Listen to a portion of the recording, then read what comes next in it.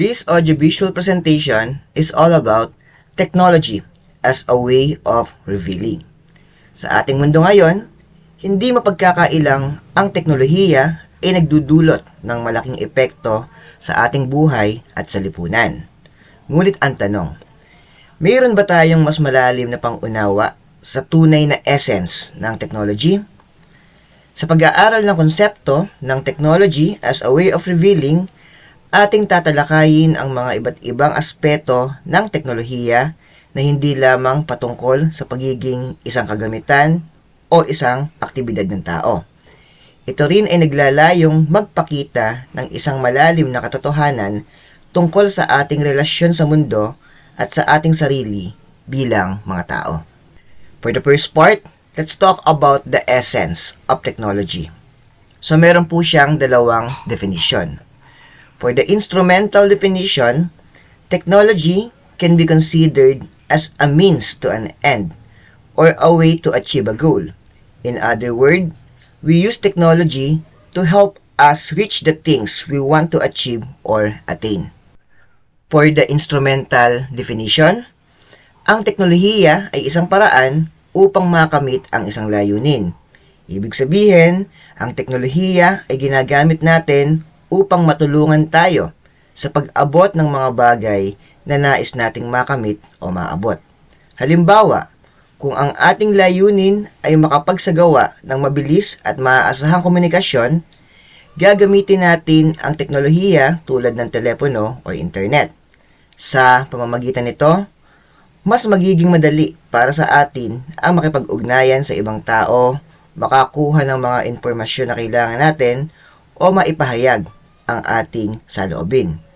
Sa kasong ito, ang teknolohiya ay ginagamit bilang isang kagamitan o instrumento upang mapatupad ang ating layunin na magkaroon ng mabilis at epektibong komunikasyon.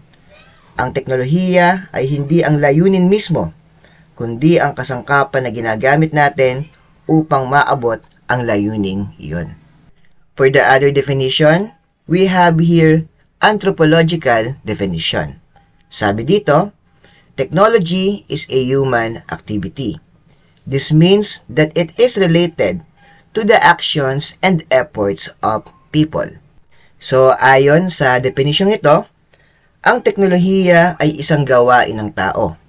Ibig sabihin, ito ay may kinalaman sa mga kilos at pagsisikap ng mga tao. Ang paglikha at paggamit ng teknolohiya ay hindi nangyayari ng kusa sa ating mundo. Ito ay resulta ng pag-iisip, kasanayan, at pagpapasya ng mga tao. Sa pamamagitan ng pag-aaral, pagsisikap, at pag-unlad ng kaalaman, nakakagawa tayo ng mga kagamitan, sistema, at proseso na nagpapabago sa ating pamumuhay. Halimbawa, ang pag-imbento ng mga makina, computer, at iba pang teknolohiya ay produkto ng ating imahinasyon, katalinuhan, at husay ng mga tao. Ang mga ito ay hindi nagaganap ng kusa o likas sa ating kalikasan, kundi ito ay bunga ng pagsisikap ng mga tao na magkaroon ng mas magandang pamumuhay at mas malawak na kaalaman. Ang teknolohiya bilang isang human activity ay nagpapakita ng ating kakayahan bilang mga individual at bilang isang lipunan na maglikha, mag-ambag at magbago. Ito ay nagpapakita rin ng ating pagkakaiba sa iba pang mga nilalang sa mundo. Both definitions are correct. However, neither touch on the true essence of technology. Ang mga definition na nabanggit kagaya ng technology as a means to an end at technology is a human activity ay tama. Ngunit hindi lubusang naglalarawan ng tunay na essence ng technology. Dahil ang tunay na essence ng technology ay may mas malalim na kahulugan at implikasyon sa ating buhay at lipunan. Again, ito ay hindi lamang isang simpleng kasangkapan o gawain ng tao, kundi naglalayang magpakita ng malalim na katotohanan tungkol sa ating relasyon sa mundo at sa ating sarili bilang mga tao. Now, let's talk about Heidegger's view on technology. Sabi dito, Heidegger stressed that the truth can only be pursued through the correct ways. Simply, what is correct leads to what is true. Sa pananaw ni Heidegger, ang katotohanan o truth ay maaaring maabot lamang sa pamamagitan ng tamang paraan. Ito ay nangangahulugan na ang tamang pamamaraan ay nagdudulot ng katotohanan. Halimbawa, sa paggamit ng teknolohiya, kapag sinusunod natin ang tamang pamamaraan, mga etika at mga prinsipyo, malamang na magdudulot ito ng positibong resulta at makamit natin ang katotohanan o truth o kabutihan na hinahanap natin. In this case, he envisioned technology as a way of revealing, a mode of bringing forth. Sa pananaw ni Heidegger, itinatangi niya na ang teknolohiya bilang isang way of revealing o paraan ng pagpapakita. Ibig sabihin, ang technology ay isang paraan ng pagpapahayag o paglalantad. Upang mas maunawaan natin ito ng mas malinaw, isipin natin ng isang halimbawa. Ang isang malaking proyekto ng construction tulad ng nagtatayo ng isang gusali ay isang halimbawa ng teknolohiya bilang isang way of revealing. Sa pamamagitan ng teknolohiya tulad ng mga kagamitan, makinarya, at mga pamamaraan ng construction, ang proyekto ay naglalantad ng isang bagong gusali sa mundo. So ang teknolohiya ay nagpapakita ng ganda, kahusayan, at kakayahan ng mga tao na maglikha ng mga bagong bagay. However, not only physical things are revealed by technology. It can also showcase ideas, knowledge, and experiences. For example, internet technology reveals a vast amount of knowledge and information that we can access. It presents different perspectives, cultures, and experiences from people around the world. Gayunpaman, hindi lamang mga pisikal na bagay ang nire-reveal o nilalantad ng teknolohiya. Maaari rin itong magpakita ng mga idea, kaalaman, o karanasan. So gaya nga ng nabanggit sa halimbawa, ang teknolohiya ng internet ay nagpapakita ng mas malawak na kaalaman at impormasyon na maaari nating ma-access. Ito ay nagpapakita ng iba't ibang pananaw, kultura at mga karanasan ng mga tao sa iba't ibang bahagi ng mundo. Sa madaling salita, ang teknolohiya ay hindi lamang isang simpleng kasangkapan. Ito ay isang paraan ng pagpapahayag o paglalantad o kung tawagin nga ay revealing. Ito ay nagpapakita ng mga bagong bagay, idea, kaalaman at karanasan na nagbibigay daan sa pag-unlad at pagbabago sa ating mundo. Bringing forth can be understood through the ancient Greek philosophical concept, poiesis, which refers to the act of bringing something out of concealment. Ang bringing forth or pagpapakita or paglalantad ay mauunawaan sa pamamagitan ng konsepto ng poiesis, isang sinaunang philosophical na konsepto mula sa sinaunang Griyegong paniniwala. Ang poiesis ay tumutukoy sa paghahatid o paglalabas ng isang bagay mula sa pagkakatago. Sa konteksto ng teknolohiya bilang isang way of revealing, ang poiesis ay nagpapahiwatig na ang teknolohiya ay nagpapakita ng mga bagay na dati nakatago o hindi gaanong kilala. Ito ay nagbibigay daan sa atin na makita, maunawaan, at ma-appreciate ang mga bagay na hindi natin agad nakikita o nalalaman. Halimbawa, ang paggamit ng teknolohiya tulad ng mga X-ray or MRI scan sa medisina ay nagpapakita ng mga kondisyon o sakit na hindi natin nakikita sa labas. Ito ay naglalantad ng mga impormasyon na nagbibigay daan sa atin na magkaroon ng mas malalim na pangunawa at magawa ang tamang mga hakbang para sa paggagamot. Sa madaling salita, ang poesis ay nagpapakita na ang teknolohiya ay may kakayahan na magdulot ng paglalantad o paghatid ng mga bagay na dati hindi natin alam o hindi gaanong napapansin. Ito ay nagbibigay daan sa atin para magkaroon ng mas malalim na kaalaman, pag-unawa at pagpapahalaga sa mga bagay na ating natatanggap. By bringing something out of concealment, the truth of that something is revealed. Sa pamamagitan ng paghahatid o paglalabas ng isang bagay mula sa pagkakatago, ang katotohanan ng bagay na iyon ay nagiging malinaw. Kapag sinabing ang isang bagay ay nilalantad mula sa pagkakatago, ibig sabihin nito na ang tunay na katotohanan o kalikasan ng bagay na iyon ay nagiging malinaw at nabubunyag. Sa pamamagitan ng paggamit ng teknolohiya, maaari nating hukayin at maunawaan ang mga detalye, katangian o katotohanan tungkol sa isang bagay na dati hindi natin alam o hindi gaanong napapansin. Okay, sa panghalimbawa, sa larangan ng siyensya, ang paggamit ng mga microscope ay nagpapakita ng mga detalye at katotohanan tungkol sa mga microorganism o mga estruktura na hindi natin nakikita ng malinaw sa pamamagitan ng ating mga mata lamang. Sa pamamagitan nito, o sa pamamagitan ng paglalantad ng mga detalye na ito, nagiging malinaw ang katotohanan tungkol sa mga bagay na ito. The truth is understood through another ancient Greek concept of aletheia, which is translated as uncloseness, unconcealedness, disclosure, or truth. Sinasabi dito na maaari nating maunawaan ang patungkol sa truth o katotohanan gamit ang konsepto ng aletheia.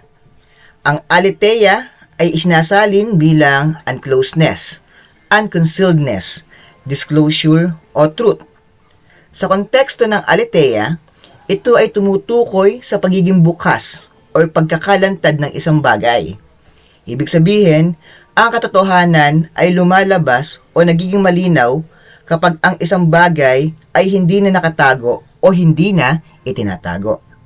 So, ano ba ang ibig sabihin nito? Halimbawa, kung may isang sekreto na itinatago at hindi inalalantad, ang katotohanan ay hindi lubusang mauunawaan. Ngunit, kapag ang sekreto na ito ay inilantad, ang katotohanan ay lumalabas at nagiging malinaw. Sa pamamagitan ng pagkaka-reveal o pagiging bukas, ang katotohanan ay maipapakita at nauunawaan. Sa pangkalahatan, ang aletheia ay nagpapahiwatig na ang katotohanan ay nauunawaan kapag ang isang bagay ay hindi na nakatago o itinatago. Kapag ang mga bagay ay inilantad o naging bukas, ang katotohanan ay nagiging malinaw at mauunawaan natin ang tunay na kalikasan o katotohanan ng mga ito. Technology is a form of poesis, a way of revealing that unconceals aletheia or the truth.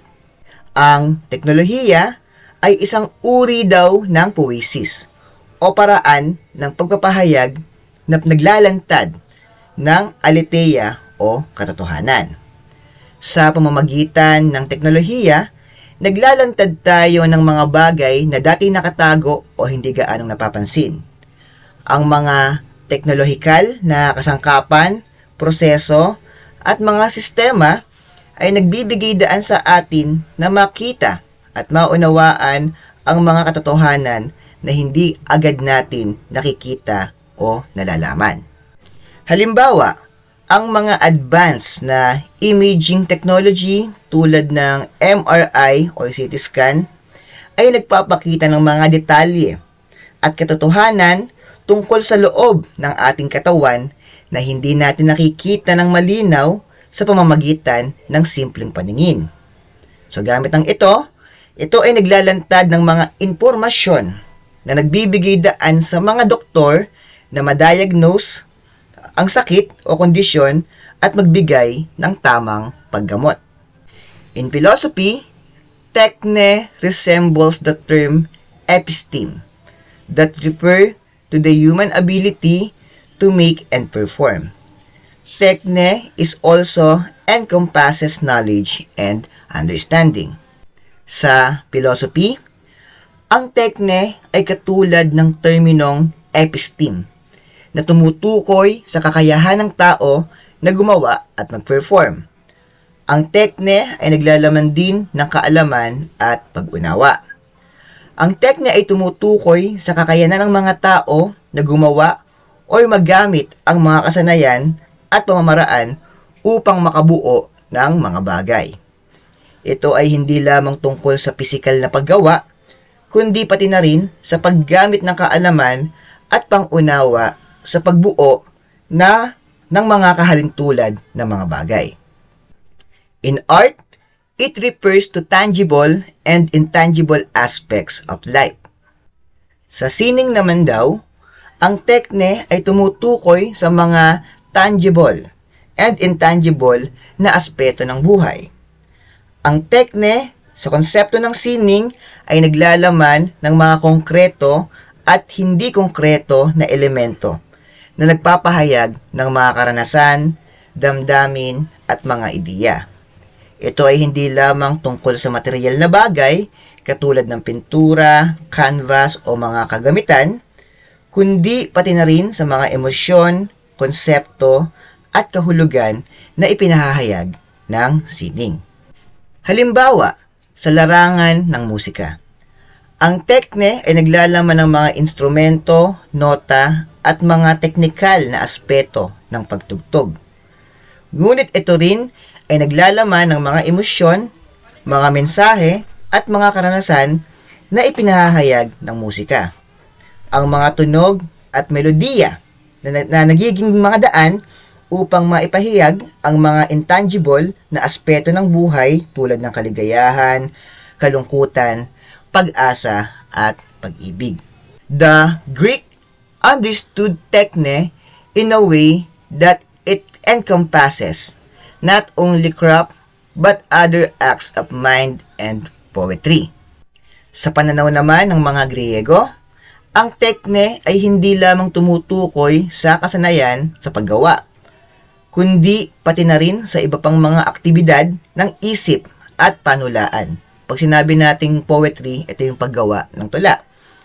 Ang tekne ay naglalaman ng mga kasanayan sa paggawa at paglikha tulad ng mga kasanayan sa pagmamartsa, paggawa ng mga kagamitan o pagpipinta.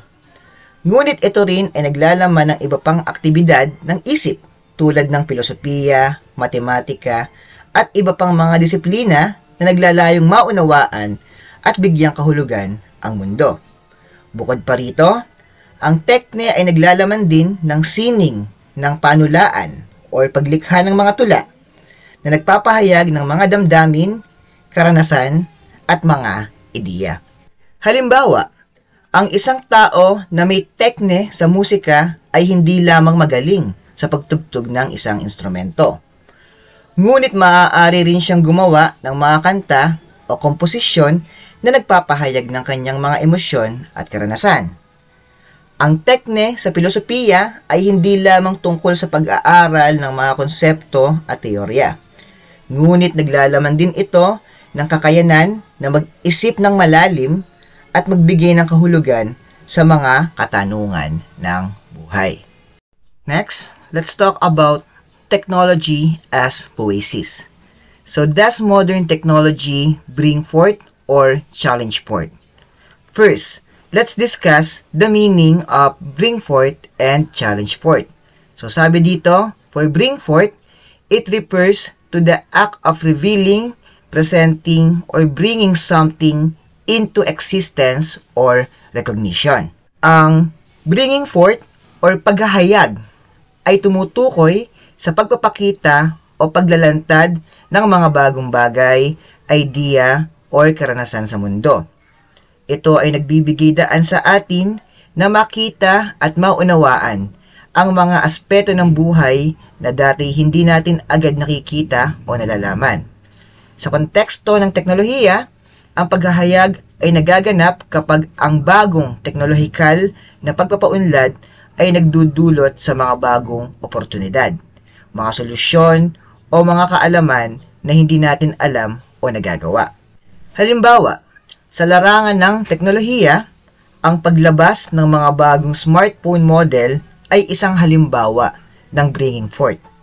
Kapag inalabas na ng isang kumpanya ang isang bagong modelo ng smartphone, naglalantad ito ng mga bagong tampok, teknolohiya at mga pagbabago sa disenyo na hindi pa natin nakikita o nalalaman dati.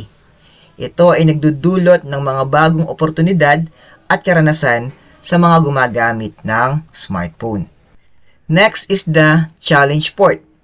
It pertains to the act of posing questions, raising doubts, and present difficulties to establish beliefs, ideas, or practices. Sa kabilang banda, ang challenging port ay tumutukoy sa mga sitwasyon o mga teknolohikal na pagbabago na nagdudulot ng mga hamon, mga pagbabago, o mga tanong sa umiiral na mga paniniwala, pamamaraan, o kahulugan. Ito ay maaaring magdulot ng pag-aalinlangan, pagkabahala, o pagtatanong sa mga implikasyon at mga epekto ng mga bagong teknolohiya sa ating buhay at lipunan. Halimbawa ng challenging port. Ang paglaganap ng mga artificial intelligence o AI at automation sa mga industriya ay isang halimbawa ng challenging port. Ang paggamit ng AI at automation ay nagdudulot ng mga hamon sa pagbabago sa mga tradisyonal na paraan ng paggawa at mga trabaho. Ito ay nagtatanong sa atin kung paano natin haharapin ang mga pagbabagong ito, kung paano natin mapapanatili ang trabaho at kabuhayan, at kung ano ang mga epekto nito sa lipunan at ekonomiya. Heidegger, in the question concerning in technology, postulated that both primitive crafts and modern technology are revealing. However, he explained that modern technology is revealing not in the sense of bringing forth. Sa akda ni Heidegger na The Question Concerning Technology, ipinahayag niya na ang parehong primitive crafts at modernong teknolohiya ay revealing. Ngunit may kaibahan ang paraan ng paghahayag ng modernong teknolohiya kumpara sa tradisyonal na paghahayag ng mga simpleng kasanayan o yung mga primitive crafts. Ang simpleng mga kasanayan kasi sa paggawa o kung tawagin ay primitive crafts, tulad ng paggawa ng isang sanga ng kahoy upang maging isang tungkod, ay nagpapahayag sa pamamagitan ng pagbuo ng isang bagay mula sa likas na materyales or natural resources. Ang proseso ng paggawa ay naglalantad ng mga katangian at katotohanan ng mga materyales na ginamit. Halimbawa, sa paggawa ng tungkod, ang pagpili ng isang sanga ng kahoy at ang pag-ukit nito ay nagpapakita ng mga katangian ng kahoy tulad ng tibay, humidity, at iba pa.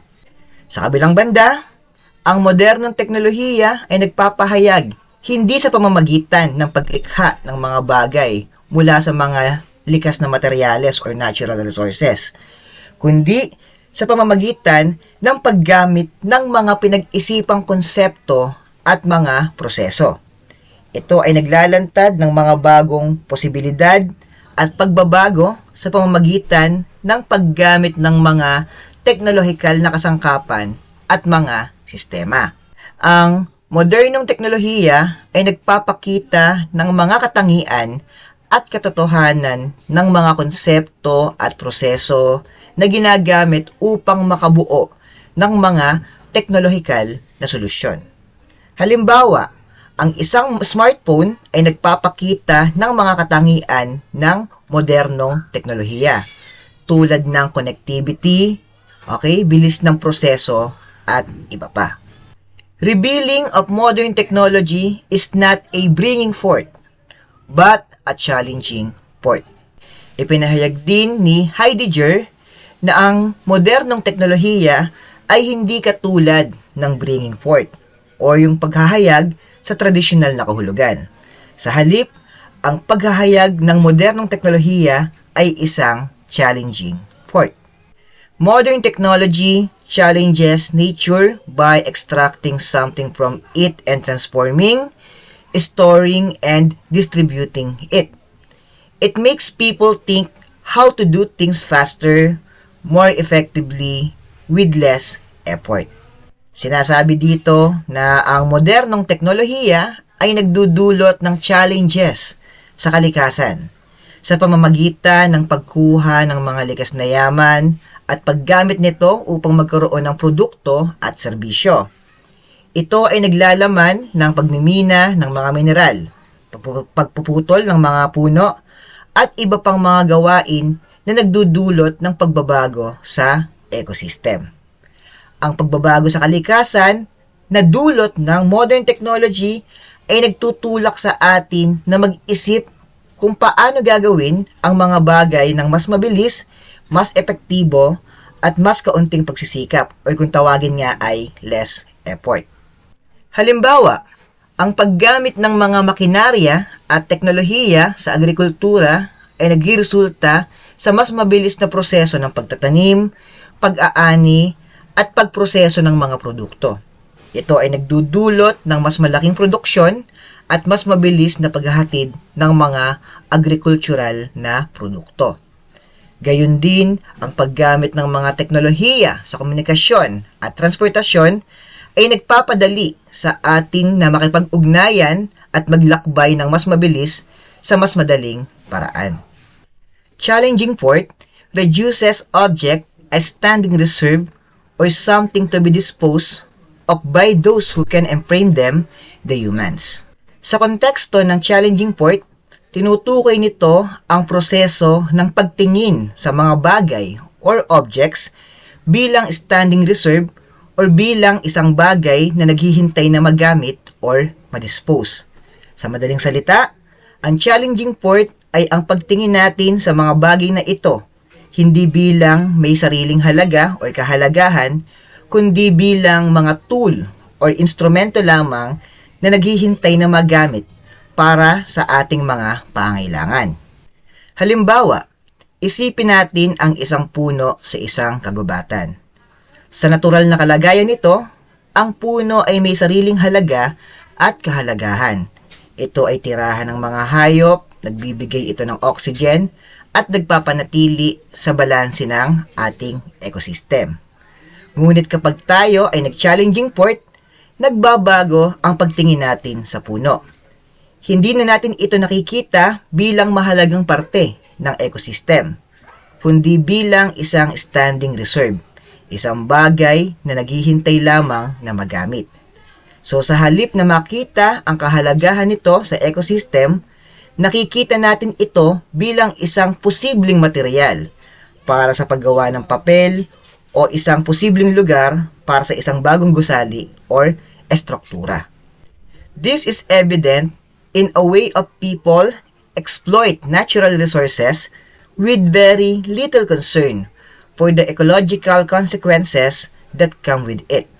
Sinasabi dito na ang konsepto ng challenging forth ay nagpapakita rin sa isang paraan ng pag-exploit ng mga tao sa likas na yaman na may kaunting pag-alala sa ekologikal na kahihinatnan nito.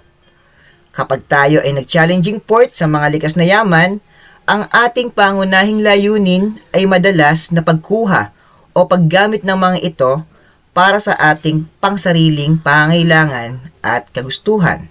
Halimbawa, ang pagputol ng mga puno para sa paggawa ng kahoy, pagmimina ng mga metal at mineral, o pagkuha ng langis at gas sa kalupaan at karagatan. Sa proseso ng pag-exploit na ito, madalas ay hindi sapat ang pag-alala o pag-concern natin sa mga ecological na aspeto nito. Hindi natin gaanong naiisip ang mga pangmatagalang epekto sa kalikasan at kapaligiran. Maaaring resulta nito ang deforestation, soil erosion, pagkawala ng mga natural na habitat ng mga hayop, pagkasira ng mga ecosystem, at iba pang mga negatibong epekto sa kalikasan. In the information age, greater control of information to profit from its value gives rise to concern about privacy and protection of human rights. Sa kasalukuyang panahon, ang teknolohiya at internet ay nagbibigay sa atin ng napakalaking access sa impormasyon. Ngunit kasabay ng pagkakaroon ng malawak na access sa impormasyon, dumadami rin ang mga kumpanya at organisasyon na nais kumuha ng kontrol sa mga ito upang magkaroon ng kapakinabangan at kumita mula sa mga ito. Ito ay maaaring resulta ng paglaganap ng personal data ng mga tao, gaya ng mga impormasyon sa social media, mga online na transaksyon, at iba pang digital activities. Ang pagkakaroon ng malaking kontrol sa information na ito ay nagdudulot ng mga alalahanin tungkol sa privacy at protection ng mga karapatang pantao. Dahil sa malawak na pagkolekta ng mga personal data, maaaring maabuso ang impormasyon na ito at maaaring magdulot ng mga paglabag sa privacy ng mga individual. Bukod pa rito, ang kontrol sa impormasyon ay maaaring magdulot ng pagkakait ng mga karapatan ng tao tulad ng kalayaan sa pagpapahayag at pagkakaroon ng akses sa impormasyon na may kahalagahan sa kanila. Rise and depletion of petroleum as a strategic resource. Ang pagtaas at pagkaubos ng mga petrolyo bilang isang strategic resource ay isang mahalagang issue na may malawak na epekto sa ekonomiya at politika ng mga bansa. Ang petrolyo ay isang mahalagang mapagkukunan ng enerhiya na ginagamit sa iba't ibang aspeto ng ating pang-araw-araw na buhay tulad ng transportasyon, industriya at enerhiya. Ang pagtaas ng demand para sa petrolyo, lalo na sa mga lumalagong ekonomiya, ay nagdudulot ng pagtaas din ng presyo o halaga nito. Ito ay maaaring magdulot ng mga implikasyon sa ekonomiya tulad ng pagtaas ng presyo ng mga produktong petrolyo at ang pagkakaroon ng mataas na gastos sa enerhiya. Sa kabilang banda, ang pag-uubos ng petrolyo ay nagdudulot ng mga alalahanin sa hinaharap. Dahil sa limitadong supply ng petrolyo, ang pagkaubos nito ay nagdudulot ng pag-aalala sa pagkakaroon ng sapat na enerhiya para sa mga susunod na henerasyon. Ito ay nagpapakita ng kahalagahan ng paghanap ng mga alternatibong mapagkukunan ng enerhiya tulad ng renewable energy upang mapalitan ang petrolyo bilang pangunahing mapagkukunan natin ng enerhiya. Ang petrolyo rin ay may malaking epekto sa politika ng mga bansa. Maraming mga bansa na may malaking deposito ng petrolyo ay nagiging mahalaga sa pandaigdigang ekonomiya at politika dahil sa kanilang kakayanan na mag-supply ng petrolyo sa ibang mga bansa. Ito ay nagdudulot ng mga politikal na tensyon o labanan sa pagitan ng mga bansa upang magkaroon ng kontrol sa mga mapagkukunan ng petrolyo. Next, introduction and use of synthetic dyes, artificial flavorings, and toxic materials into the consumer stream that bring about adverse effect on human health. Ang pag-introduce at paggamit ng mga synthetic dyes, artificial flavoring, at toxic materials sa consumer stream o sa mga produkto na ginagamit ng mga tao ay nagdudulot din ng negatibong epekto sa ating kalusugan. So, una na nga rito, na yung nabanggit kanina, synthetic dyes. So, are chemical substances used to provide color to products such as food, drugs, and other consumer goods. Ang mga synthetic dyes ay mga kemikal na ginagamit upang magbigay ng kulay sa mga produkto tulad ng pagkain, gamot, at iba pang consumer's good. Ang mga ito ay madalas na napapaloob sa mga process na pagkain, mga inumin at mga kagamitan sa bahay. Ang ilan sa mga synthetic dyes ay maaaring magdulot ng mga allergic reactions tulad ng rashes o hika sa ilang mga tao.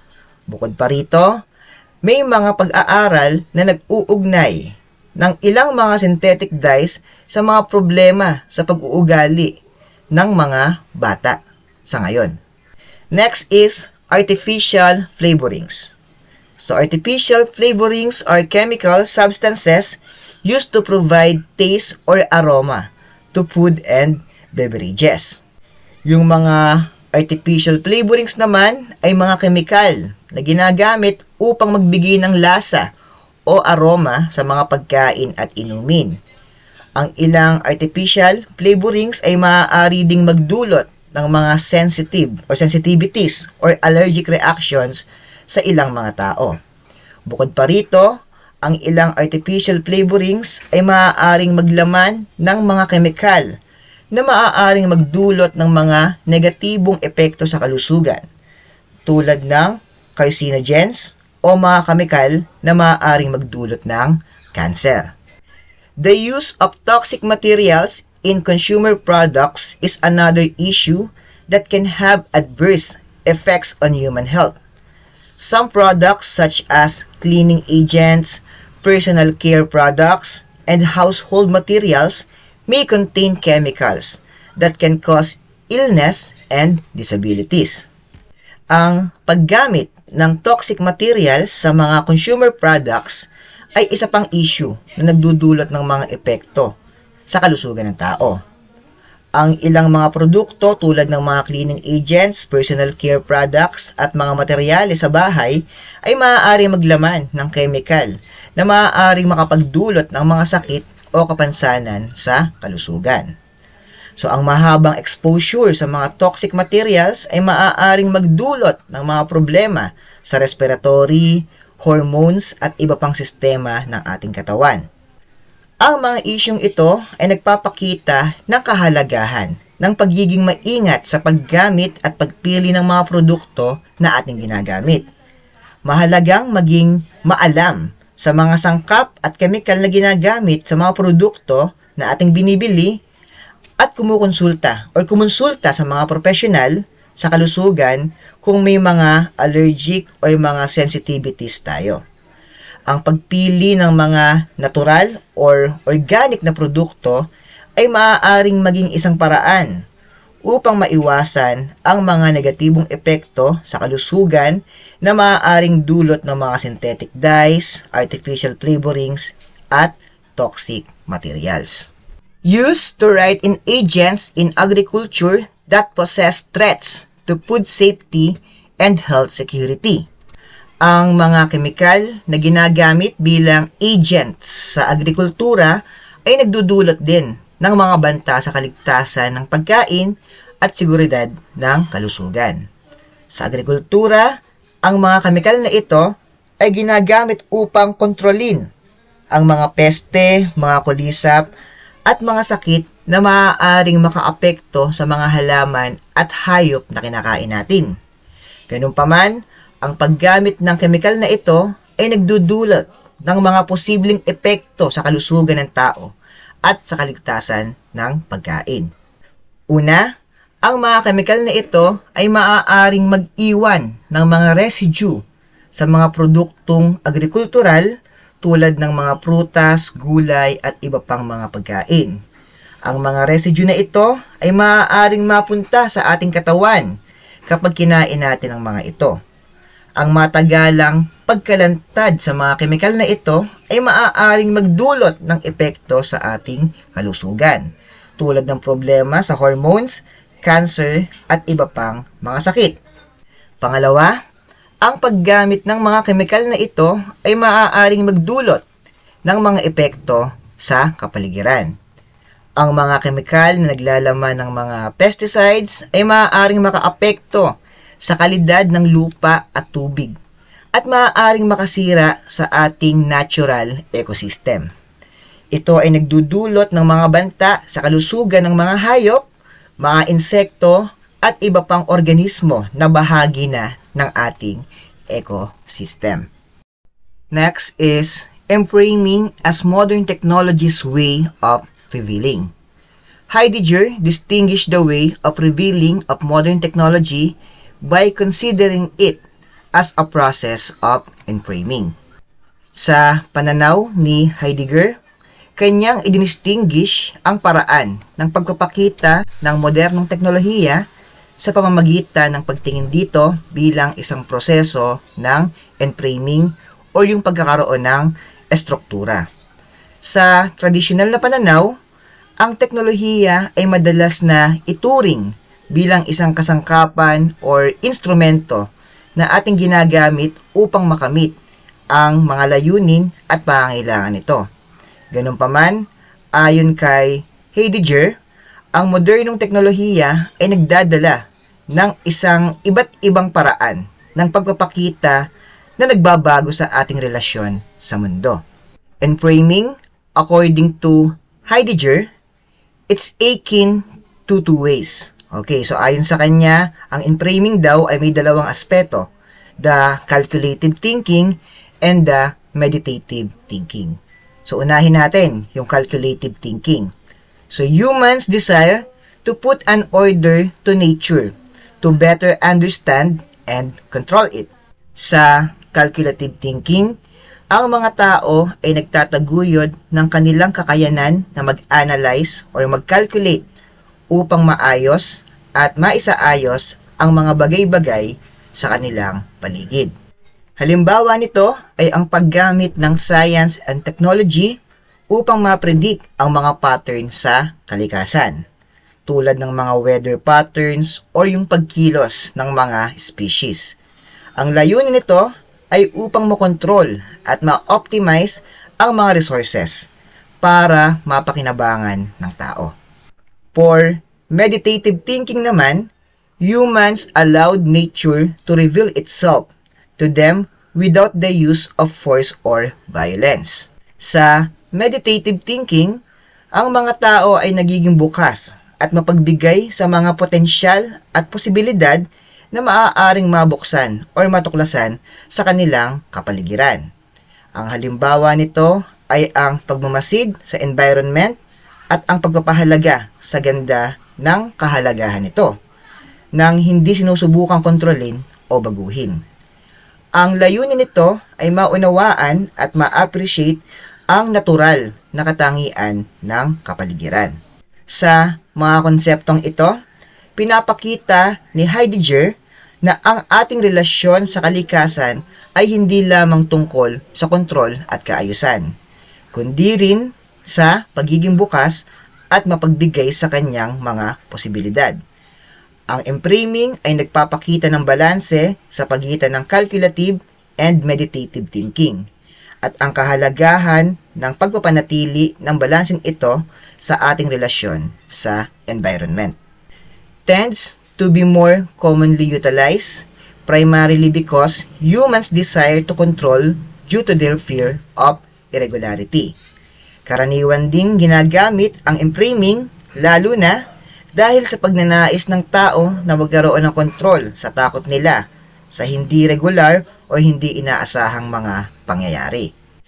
Calculate thinking is the more technical kind of human thought in which people gather information and to put it together in order to put it to some specific use.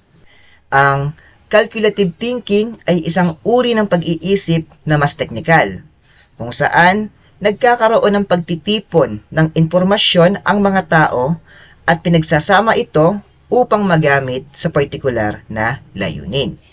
Sa calculative thinking kasi, ang mga tao ay gumagamit ng kanilang kakayanan sa pag-aaral at pag-a-analyze at pagkalkula upang maiproseso at maipagsama ang mga impormasyon na kanilang nakalap.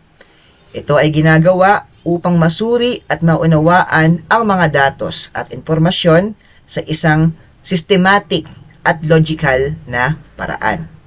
Ang layunin ng calculative thinking ay magkaroon ng konkretong kaalaman at solusyon na maaaring magamit sa isang partikular na layunin or suliranin.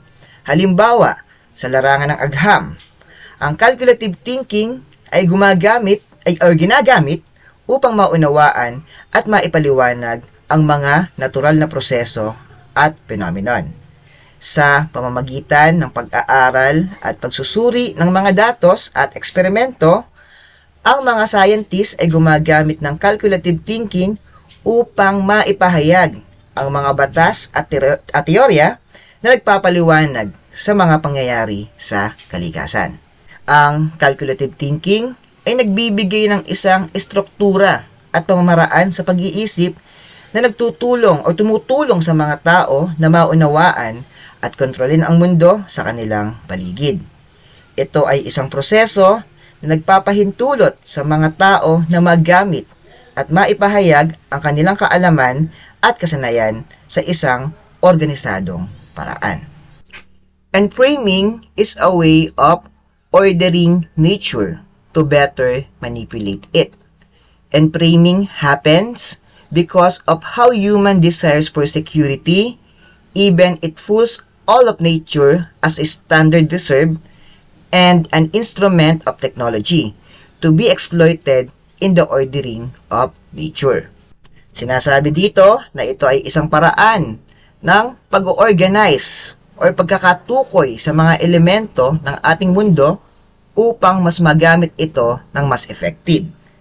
Ang enframing ay nagaganap dahil sa pagnanais ng mga tao para sa security at power o kapangyarihan, kung saan ginagamit nila ang teknolohiya upang kontrolin at manipulahin ang mga aspeto ng mundo.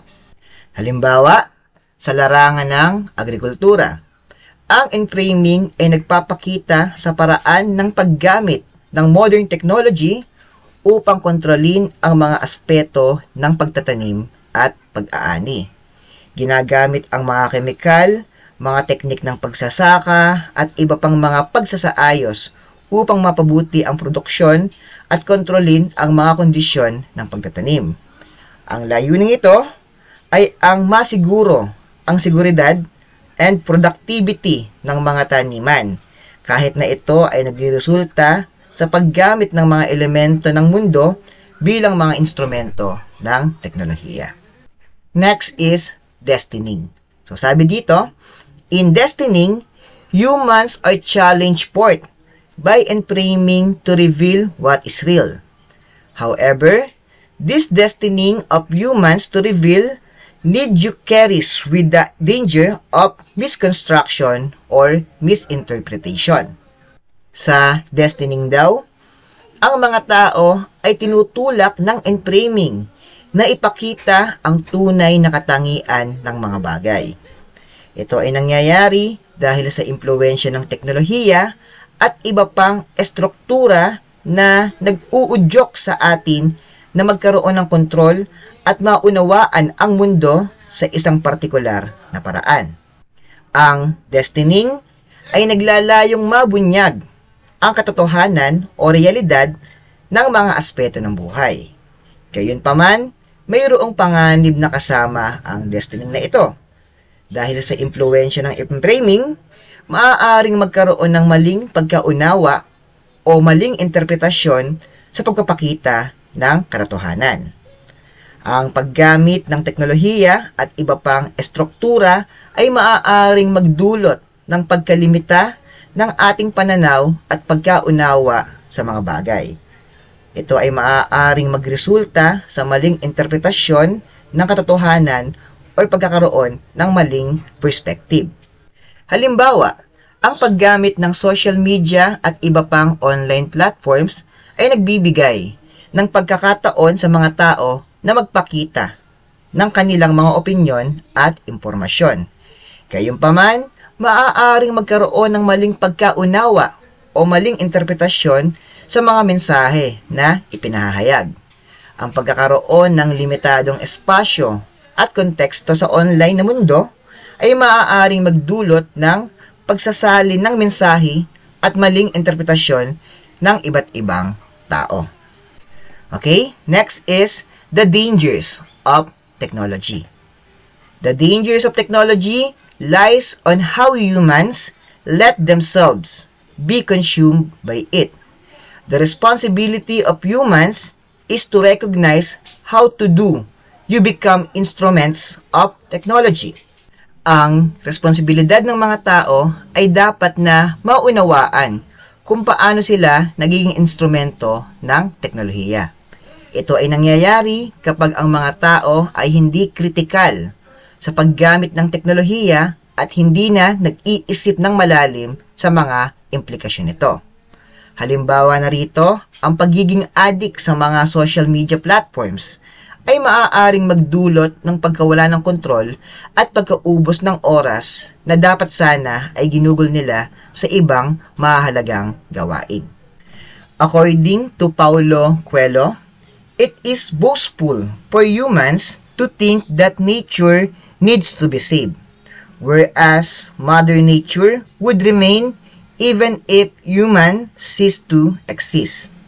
So ayon nga po kay Paulo Coelho, okay, hindi tama para sa mga tao na isipin na kailangan nating iligtas ang kalikasan.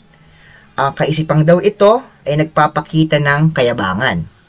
Dahil ang katotohanan ay mananatiling matatag ang kalikasan kahit ang tao ay mawala. Ang kalikasan ay may sariling kakayanan na makapag-sustain at hindi lamang nangangailangan ng tao para mabuhay. Mahalaga pa rin na maging mapagmatsyag at maalaga sa kalikasan. Ngunit hindi natin dapat ibaba ang ating sarili at isipin na tayo lang ang nag-iisang tagapagligtas nito. As a mutant on Earth, people must not allow themselves to be consumed by technology, okay, lest they lose the essence of who they are as a human beings. In this sense, humans are in danger of becoming merely a part of standing reserve, or alternatively, we find themselves in nature. Sinasabi lang dito na bilang mga tao sa mundo, hindi dapat natin hahayaang masyadong umasa sa mga teknolohiya at makalimutan ang tunay na kahalagahan ng pagiging tao. Kapag sobrang umaasa tayo sa teknolohiya, ay nagiging obsessed na tayo sa mga material na bagay, nagiging panganib tayo na mawala ang ating pagkakakilanlan bilang individual. Kaya importante na maalagaan natin ang ating pagkatao at hindi mawala ang tunay na kahalagahan ng ating pagiging tao. Recognizing the dangers of technology requires critical and reflective thinking on its use. For instance, social media has indeed connected people in the most efficient and convenient way imaginable, but it's also inadvertently gave rise to issues such as invasion of privacy, online disinhibition, and proliferation of fake news. Sinasabi dito na kailangan nating maging maingat at mag-isip ng malalim sa paggamit ng teknolohiya upang maunawaan ang mga panganib nito. Halimbawa, ang social media ay nakakatulong sa atin na makapag-ugnayan at magkaroon ng connection sa iba. Pero hindi maiiwasan na may mga problema rin itong naidudulot. Maaari kasing magkaroon ng paglabag sa privacy, pagkalat ng mga peking balita at iba pang issue. Kaya mahalaga na maging mapangmatsyag at maingat sa paggamit ng teknolohiya upang maiwasan natin ang mga panganib na ito. Then, for the last part, art as the saving power. So sabi dito, necessary reflection upon the confrontation with technology are required in order to proactively address the dangers of technology.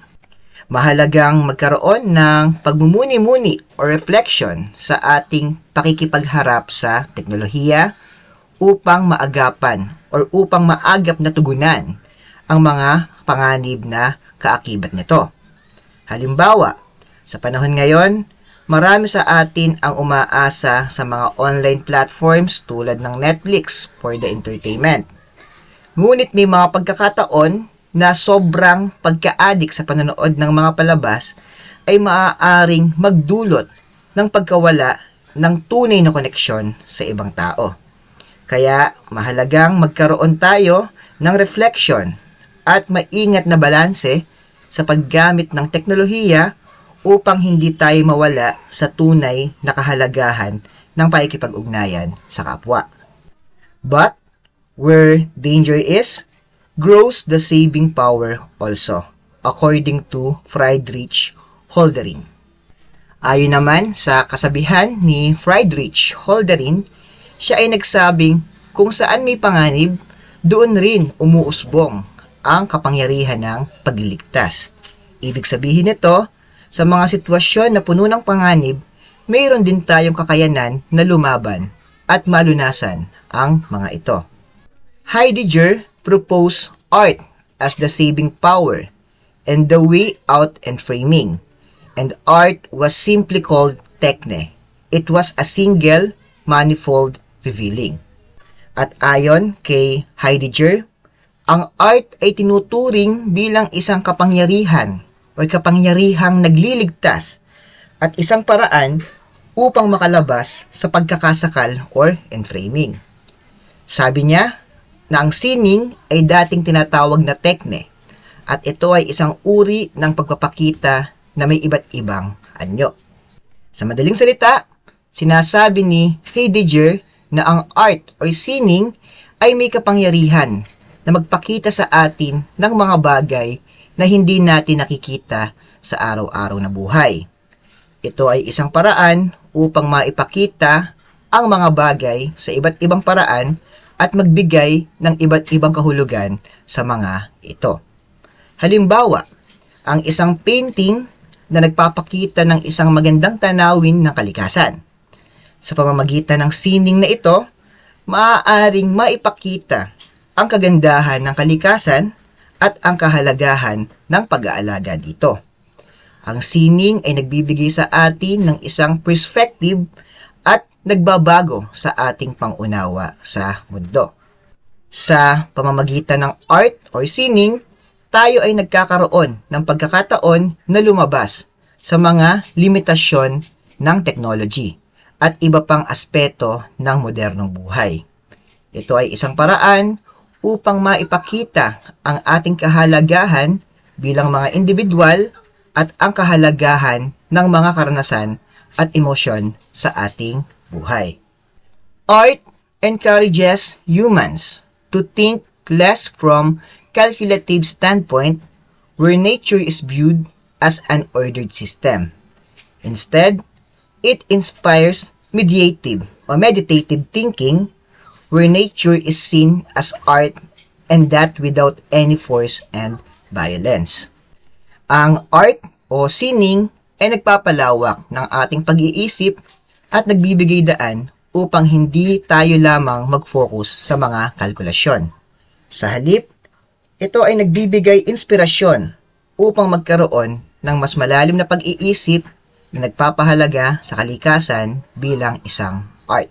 Sa pamamagitan ng art o sining, tayo ay inaanyayahang magkaroon ng isang uri ng pag-iisip na nagpapahalaga sa kalikasan bilang isang obra. Ito ay nangangahulugang hindi natin ito tinitingnan bilang isang simpleng sistema ng mga proseso, kundi bilang isang magandang likha na hindi nangangailangan ng puwersa o karahasan. Halimbawa, isipin natin ang isang malikhaing larawan ng isang puno na nasa gitna ng isang bukid. So sa pamamagitan ng sining na ito, hindi lamang natin nakikita ang puno bilang isang organikong bahagi ng kalikasan. Ngunit nakikita rin natin ang kagandahan nito at kahalagahan ng pagpapahalaga sa kalikasan. Ito ay nagbibigay sa atin ng pagkakataon na mag-isip ng malalim at maunawaan ang kahalagahan ng environment o kalikasan sa ating buhay. At sa pamamagitan ng sining, nagkakaroon tayo ng pagkakataon na lumabas sa pagtingin sa kalikasan bilang isang sistema ng numero o datos. Sa halip, ito ay nagbibigay sa atin ng pagkakataon na ma-appreciate ang kagandahan ng kalikasan at ang kahalagahan ng kapayapaan at harmony sa ating ugnayan sa kalikasan. Ang sining ay isang paraan upang maipahayag ang ating pagmamahal sa environment at magdulot sa atin ng kasiyahan.